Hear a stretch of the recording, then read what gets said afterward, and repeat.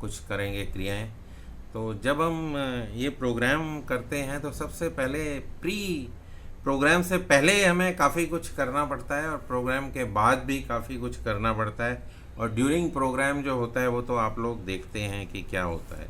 Programme से पहले की एक्टिविटी के अंदर राजेश जी जो हैं वो लिंक भेजते हैं और लिंक के साथ भजन भेजते हैं, मेडिटेशन का जो वो कैसेट है, जो मेडिटेशन की कोई रिकॉर्डिंग है, वो छांटते हैं, देखते हैं कौन सी भेजनी है। तो करीबन 5 मिनट का टाइम भी देखना पड़ता है और उसके साथ वो सब्जेक्ट से रिलेटेड होना चाहिए। ये नहीं कि कोई और रोमांटिक फिल्म का कोई गाना भेज दिया, ऐसा नहीं है। उनको काफ़ी रिसर्च करनी पड़ती है और वो एक से एक अच्छा भजन आपके लिए लेकर आते हैं और उसकी जो रिकॉर्डिंग है वो लिंक भेजते हैं ग्रुप के अंदर। तो जो लोग फिर उसके बाद वॉलंटियर्स का रोल शुरू होता है। जैसे मैंने सुबह लिंक को खोला और जवाहर जी आज जुड़े नहीं हैं। अब जब बंदा नहीं जुड़ा तो फिर डबल ड्यूटी हो जाती है उसकी। तो उसको उसी को फिर सेम पर्सन को भजन चलाना भी होता है, अनाउंसमेंट भी करना होता है, इंस्ट्रक्शन भी देनी होती है आपको और उसके बाद कार्यक्रम को सुचारू रूप से संचालित करना होता है। निशी जी इसमें बैकग्राउंड में आपकी पिक्चर्स ले रही होती हैं। पिक्चर्स लेने के बाद प्रोग्राम ख़त्म होने के बाद उसको फिर दया दीदी भी इसमें कंट्रीब्यूट करती हैं, उसको कोलैज बनाती हैं, उस पर फिर मैसेज लिखती हैं कि हमने किसने क्या क्या कराया। तो ये कुछ प्री प्रोडक्शन एक्टिविटी बोलते हैं इसको और इसके बाद पोस्ट प्रोडक्शन एक्टिविटीज़ बोलते हैं। और ड्यूरिंग द प्रोग्राम जो आप करते हैं वो आपके सामने होता है। तो आपको लगता है कि जो हम 1 घंटा 1.5 घंटा करते हैं वही प्रोग्राम है, तो ऐसा नहीं है। उसके पहले और उसके बाद में भी काफ़ी सारी एक्टिविटीज़ इन्वॉल्व होती हैं जिसमें आप लोग इन्वॉल्व नहीं होते लेकिन बाकी लोग इन्वॉल्व होते हैं। और वो उसके बाद ये राजेश जी ग्रुप में जो लोग नहीं आते उनको फ़ोन भी करते रहते हैं, जो डिफ़ॉल्टर्स हैं उनको रिमूव करते रहते हैं, नए लोगों को ऐड करते रहते हैं, उनसे बात करते रहते हैं, उनको प्रेरित करते रहते हैं कि आप आके ज्वाइन करो। इसी वजह से काफ़ी सीनियर लोग, कुछ प्रभारी, कुछ वहाँ के जो इंचार्ज हैं वो लोग आपकी क्लास में आते हैं और वो कुछ अपने विचार रखते हैं, तब जाके ये एक प्रोग्राम जो है ऑर्गेनाइज हो पाता है। तो उसमें अगर आप 6 लोग आते हैं और उसमें से भी 3 लोग बाहर चले जाते हैं तो जो लोग मेहनत कर रहे होते हैं प्री प्रोडक्शन एक्टिविटीज़ की और पोस्ट प्रोडक्शन एक्टिविटीज़ की, उनकी मेहनत जो है बेकार जाती है।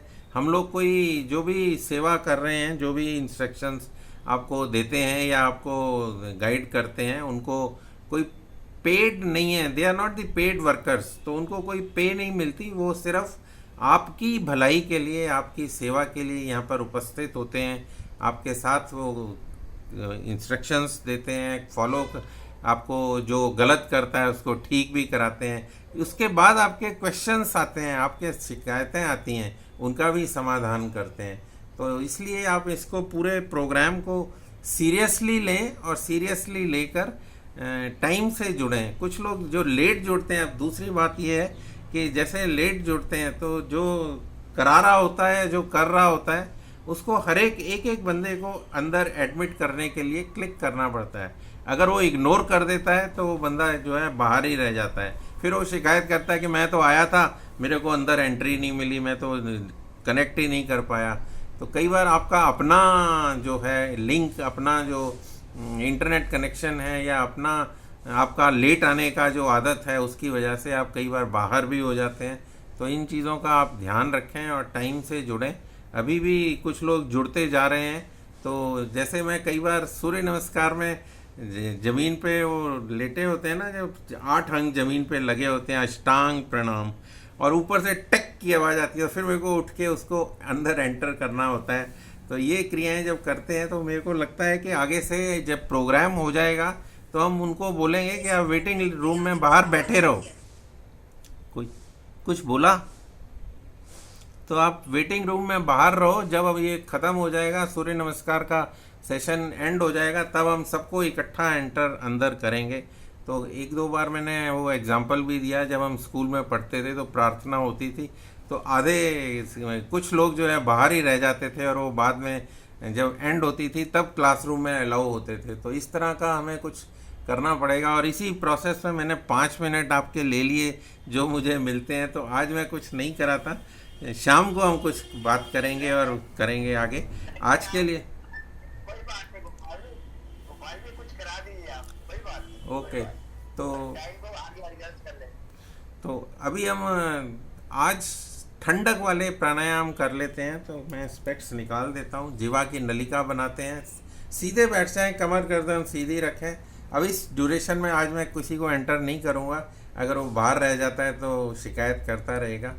और 3 बार हम इस क्रिया को करेंगे। इनहेल थ्रू दी पाइप, जीवा की पाइप जो बनी हुई है उससे सांस को अंदर लें, चिन को गले में लगाएं, चिन को गले में लगाकर जीवा बंद लगा लें, बंद को बाद में रिलीज कर दें कुछ टाइम के बाद, और सांस को नाक से बाहर निकाल देते हैं।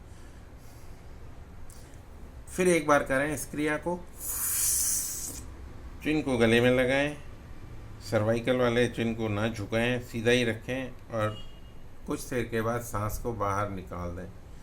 सर्वाइकल वाले सांस को अंदर लें और रुकें और बाहर निकाल दें। जिनको सांस रोकने में दिक्कत है वो सिर्फ सांस भरें और सांस को बाहर निकाल दें। एक बार और करते हैं इस क्रिया को। इनहेल, चिन को गले में लगाएं, बंद को रिलीज करें और नाक से सांस को बाहर निकाल दें। तो ये प्राणायाम जब हम करते हैं तो पित्त शांत होता है इससे, और जो गर्मी है, जो मौसम के अंदर गर्मी है, उसको भी आप महसूस नहीं करते और आपके शरीर को ठंडक मिलती है।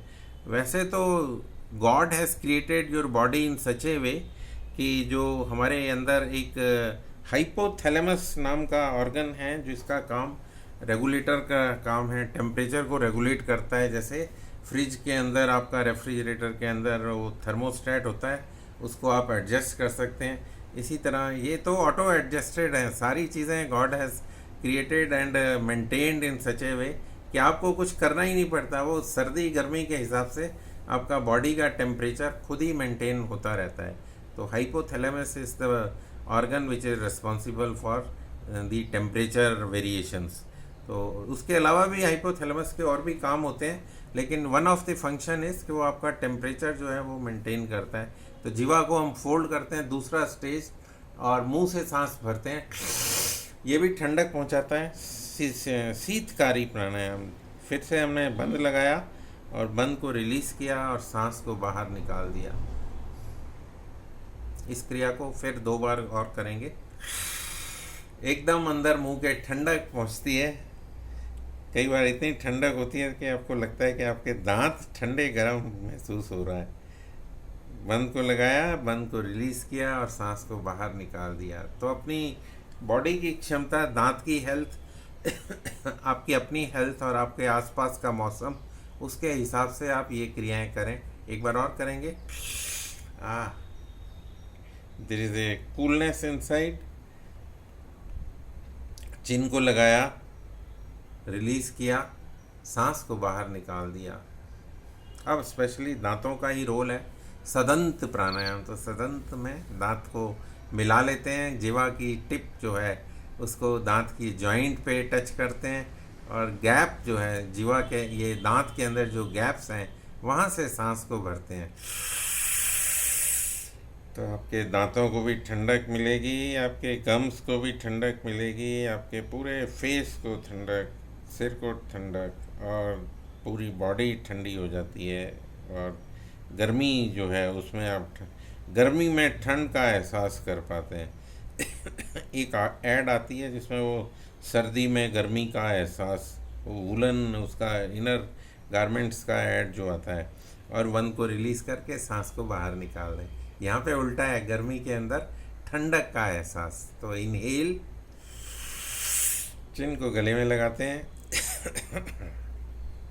बंद को रिलीज़ करते हैं, जलंधर बंद को रिलीज़ किया, सांस को बाहर निकाल दिया।